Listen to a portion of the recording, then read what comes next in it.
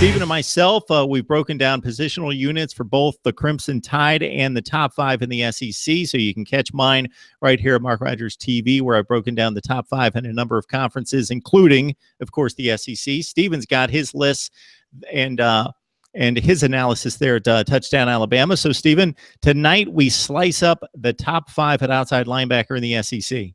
Take it away.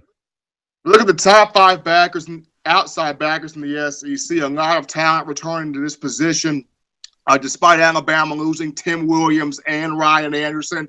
I know, tears, it hurts, but for the entire conference, you look at guys like Rashaan Evans is back at Alabama, Lorenzo Carter at Georgia, David Bellamy at Georgia, Jeff Holland at Auburn, Bryson Allen Williams at South Carolina, Cortez McDowell of Tennessee, Oren Burks at Vandy, Josh Allen at Kentucky. Now, there's a lot of talented names returning at that outside backer position.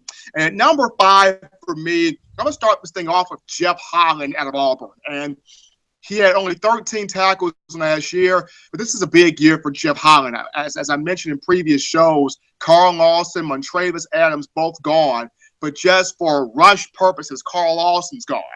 And despite the fact that you return Marlon Davidson, you return Trey Williams, an inside linebacker, you need a talented outside backer to rush the quarterback, to create those tackles for loss and those negative plays. And last year, Jeff Holland, he did have 3 tackles for loss, 2 sacks, and 7 quarterback hurries. So he does have the potential and the ability to affect the quarterback. So number 5, I like Jeff Holland. At number 4, I'm going to go with Oren Burks out of Vanderbilt. I know it's crazy, but Zach Cunningham, who had a great year at inside linebacker for the Commodores, gone to the National Football League. Oren Burks, who's a hybrid safety / linebacker, played well last year. 59 tackles, 6.5 of those for loss, 3.5 sacks, 6 pass breakups, 5 quarterback hurries, and an interception. Burks is going to be the anchor of a Derek Mason defense at Vanderbilt, who's trying to go to back-to-back bowl games. Went to a bowl game last year for the first time since 2013 under James Franklin. They're trying to go to a second bowl game. Oren Burks is going to be very pivotal for that for Vanderbilt, so he's at number 4. At number 3, I like Josh Allen out of Kentucky. Kentucky's got a lot of big-time players coming back, and Josh Allen, one of them. 62 tackles a year ago, 8.5 tackles for loss. He led the team in sacks with 7, 3 quarterback hurries, 4 forced fumbles. Yes, the Cats have Denzel Ware. They also have in the secondary Derek Beatty and Mike Edwards, but Josh Allen at that outside linebacker position, getting to the quarterback, is going to be huge. The Cats last year, 7-6. They went to a bowl game after finishing the regular season at 7-5. Mark Stoops and company trying to get back there. Josh Allen will be important. He's number 3. At number 2, despite the fact that I would love to go Lorenzo Carter of Georgia, I'm going to actually grab his teammate David Bellamy at number 2. Both Carter and Bellamy both were freshmen at Georgia in 2014, but since that year, Bellamy has outplayed Lorenzo Carter. Last year, David Bellamy, 51 tackles, 9 of those for loss, 5 sacks, 3 quarterback hurries. He gets to the pass rusher, and when you have Trenton Thompson on the defensive line, Roquan Smith at inside linebacker, and a guy like David Bellamy anchoring the outside, and of course the secondary that you have under Mel Tucker, Georgia's got all the tools needed to win the SEC East, Mark, to possibly win an SEC championship, and it's first since 2005. Can it get it done? That remains to be seen, but I like David Bellamy at number 2. And the number 1 guy on this list, Rashaan Evans, the University of Alabama. I mentioned no more Tim Williams, no more Ryan Anderson. And then Rashaan Evans was one of those guys in that 2014 recruiting class that was a 5-star prospect. It's his time to lead. It's his time to be the guy. He, along with Deshaun Hand, on a defensive end standpoint. But Rashaan Evans, a season ago, 53 tackles, 4.5 of those for loss, 4 sacks, 6 quarterback hurries, 2 pass breakups, and a forced fumble. I remember the 2016 Southeastern Conference Championship game when Sean Dion Hamilton went down with a torn ACL. Rashaan Evans came in, and he had that critical goal line stand, stopping Gators running back Jordan Scarlett at the 1-yard line, did not let him cross into the end zone, helping the Crimson Tide get that 54-16 win over Florida. So big year for Rashaan Evans. So running through this 5 again, number 5, Jeff Holland of Auburn. Number 4, Oren Burks of Vanderbilt. Number 3, Josh Allen of Kentucky. Number 2, Davin Bellamy of Georgia.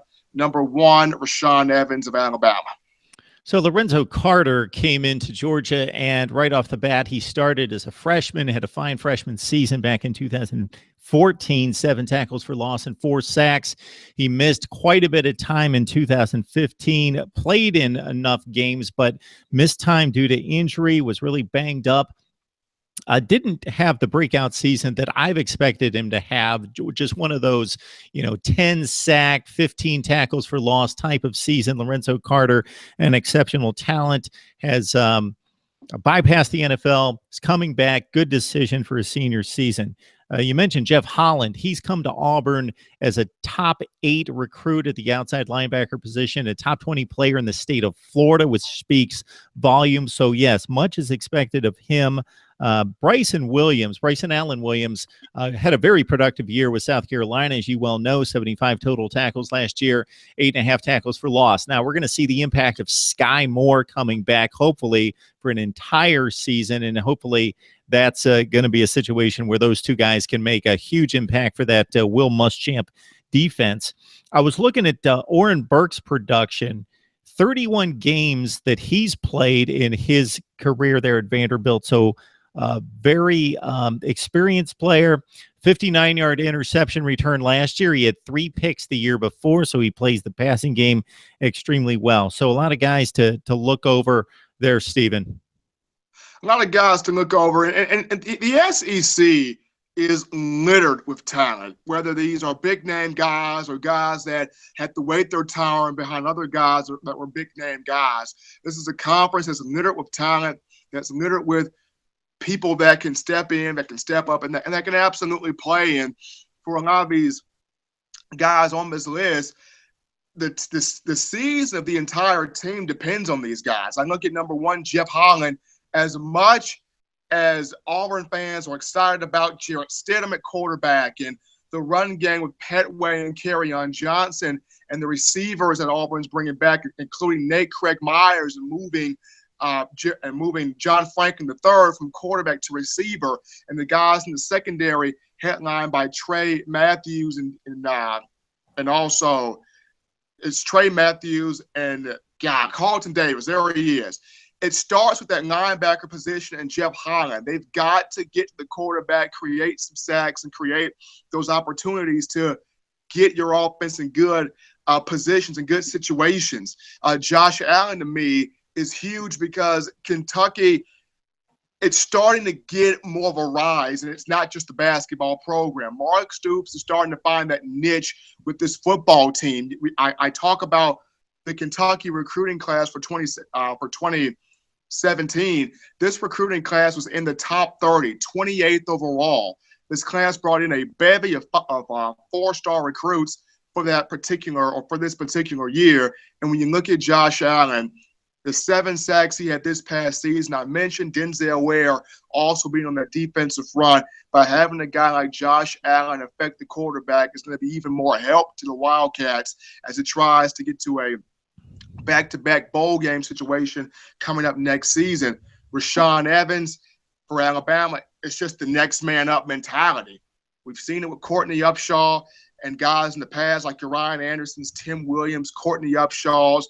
Now it's time for Rashaan Evans to come in, show what he can do, show how he can play and how he can respond. And even the past with guys like Reuben Foster, who started out as a weak side linebacker before becoming the inside guy.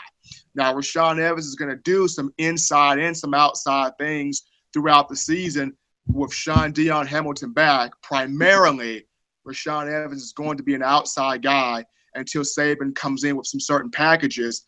But each position in the SEC, Mark, you got talent either way.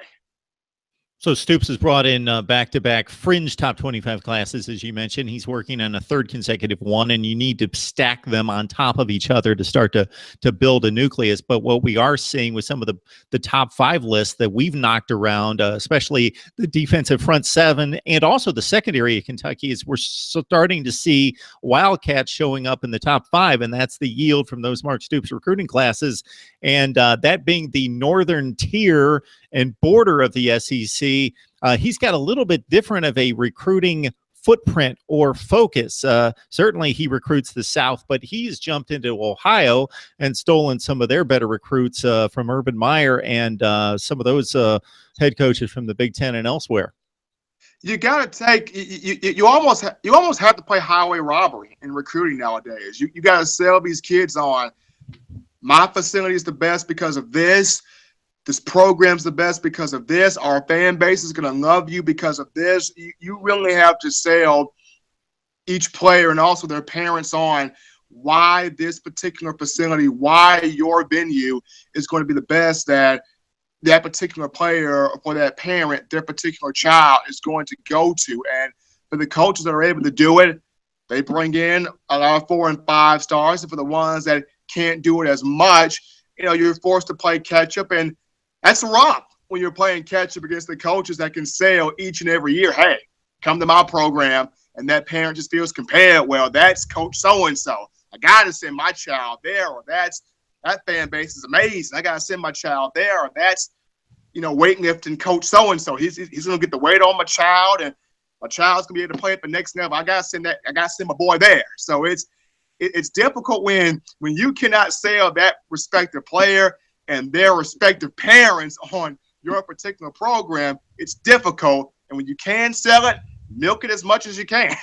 And when you can't sell it and can't get in the 4 and 5 stars, that's when you really need to coach them up like they've done at places like Michigan State, Kansas State, and Wisconsin. I don't suggest that, but they've been able to do it for a long period of time. Of course, they get great talent as well, but they've been able to kind of shun the recruiting rankings and still win 10 and 11 ball games doing that. But that is difficult to do. You really need to have an eye for the particular type of players you want, and they're not going to be on the field necessarily as freshmen or even sophomores, but you're coaching them for that 3rd and 4th year. And again, difficult to do, and only a few programs have pulled it off. It all comes down to basically, Mark, as you mentioned, what do you want for your program? What are you banking your program on? What are the morals, the gist?